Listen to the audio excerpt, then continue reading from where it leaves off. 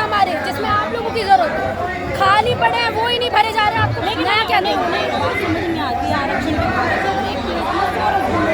200 लोगों का कॉम्पिटिशन है और आपको आरक्षण में एससी समाज ओबीसी समाज तीनों को दिया जा रहा है, यानी कि 100 प्लेट में।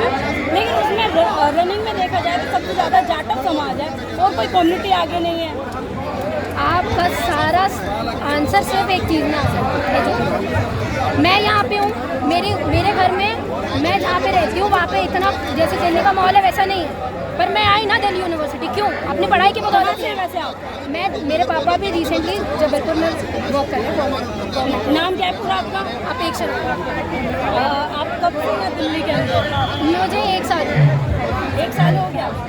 और बाकी जो आपका आंदोलन था उसमें वो तमाम आपने चीज़ें थी, लेकिन इतनी नॉलेज आपके पास कहाँ से?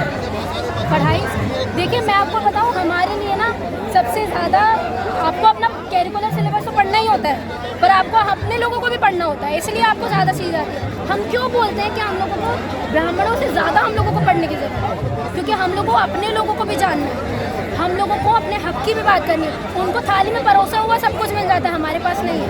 हमारे पास सिर्फ एक थाली है जो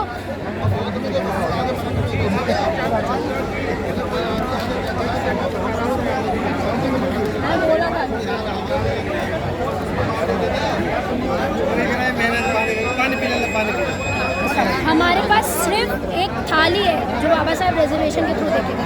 अरे मैं तो बोल रही हूँ मत दो रिजर्वेशन।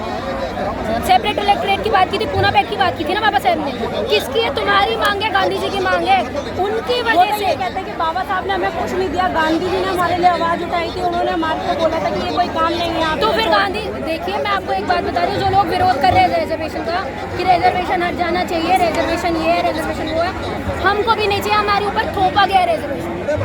पूना पैक्ट की बात की थी बाबा साहब ने, और रोते रोते उन्होंने ये बोला था कि आप हमारे लोगों के साथ में गलत कर रहे हो, आप आमरण अनशन में बैठे हो, ये चीज़ गलत है, आप मेरे लोगों का हक छीन रहे हो। तो अब उन्होंने रिजर्वेशन की बात की, दोनों के बीच में कॉम्प्रोमाइज़ हुआ था। आप दे दो सेपरेट इलेक्टोरेट, हम रिजर्वेशन छोड़ देंगे, हमको कोई जरूरत नहीं है रिजर्वेशन की। पढ़ लिख के हम लोग इतना होशियार हो चुके हैं कि तुम्हारी जॉब तुम्हारे मुंह से छीन के लेंगे, हमारा सेपरेट इलेक्टोरेट हमको दे।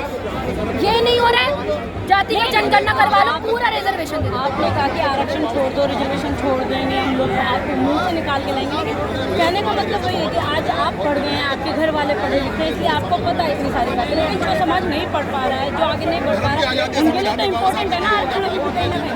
यही तो मैं बोल रही हूँ, आपके लिए इम्पोर्टेंट है तो आप आरक्षण कैसे लोगे? घर बैठे तो लोगे नहीं ना, निकलना तो पड़ेगा, आपको बाहर पढ़ना तो पड़ेगा। जो बात नहीं समाज कब समझेगा जो आज मिठाइयाँ बांट रहा है आरक्षण को लेकर कि हमारे लिए फैसला आया है? जब वो अपनी झोपड़ियों से बाहर निकलेंगे, जब वो ये समझ जाएंगे कि कावड़ यात्रा से कुछ नहीं होगा, हम लोगों को हमारी एजुकेशन लेना ज़रूरी है, तब वो आएंगे, तब वो हमारे जैसे वहाँ पे बैठेंगे, तब वो जॉब्स लेंगे, तब होगा।